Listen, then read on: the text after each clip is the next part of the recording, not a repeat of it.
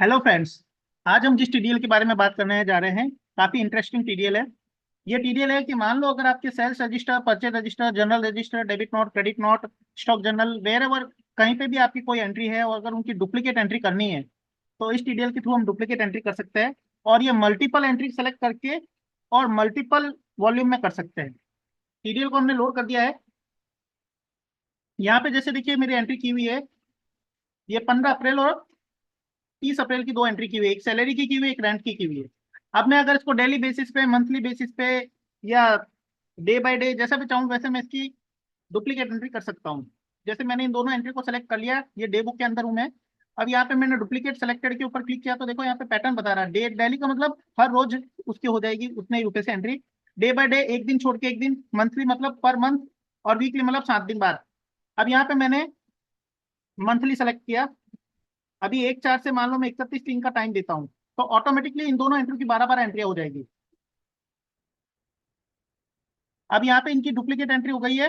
देखिए, salary salary account की जो एंट्री है वो 15 अप्रैल है तो 15 मई, 15 जून, 15 जुलाई, इस तरह से सारी एंट्रियां हो रही है। सैलरी अकाउंट को हम खोल के देखें तो देखो 15 मई, 15 जून, इस तरह से 12 एंट्री हो गई है। इसी तरह से अगर रेंट की लेके चले तो हर मंथ के एंड में हो रही है, तो हर मंथ के एंड में इसकी रेंट की एंट्री हो गई है। तो अभी आपने देखा कि यहाँ पे हमने मंथली अगर एंट्री करनी है तो मंथली भी हो जाती है। और अब अगर मैं daily by day, day by day, daily ऐसे भी करना चाहूँ तो वैसे भी कर सकता हूँ। तो मैं इसकी रेंट की एंट्री ले लेते हैं। अभी सैलरी की एंट्री को मैं रिमूव कर देता हूँ। मैंने आपको मंथली करके बताया, अब मैं आपको वीकली करके बताता हूँ। यहीं पे वापस मैंने दोनों एंट्रियां सेलेक्ट कर ली। मान लो मुझे ये एंट्री वीकली करनी है। 1/4 से 31, 1/4 से मान लो मैं 31 जुलाई तक का टाइम देता हूँ। तो 1/4 से 31 जुलाई की मेरे पास इनकी सबकी वीकली एंट्री हो जाएगी। देखिए, सैलरी की पहली एंट्री हुई है 15 अप्रैल को, तो दूसरी एंट्री 15 अप्रैल को मेरा है थर्सडे। उसके बाद में सीधा 22 अप्रैल को वापस थर्सडे आता है तो वापस सैलरी की एंट्री हो गई। फिर 29 अप्रैल को थर्सडे आता है। उसके बाद में रेंट की एंट्री 30 अप्रैल को हो रही है। तो 30 अप्रैल को रेंट की एंट्री हो रही है, उसके बाद में 7 मई को वापस इसकी एंट्री होती है नेक्स्ट फ्राइडे पे। तो इस तरह से हमारे यहाँ पे सैलरी रेंट की एंट्री वीकली बेसिस पे मैंने यहाँ सेलेक्ट किया तो वीकली बेसिस पे हो चुकी है।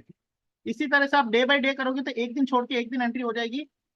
15 की है तो फिर 17 की होगी, और 30 की है तो फिर 2 की होगी। इस तरह से आपकी यहाँ पे एंट्री डेली बेसिस पे, मंथली बेसिस पे या वीकली बेसिस पे जैसे चाहो आप ऐसे कर सकते हो।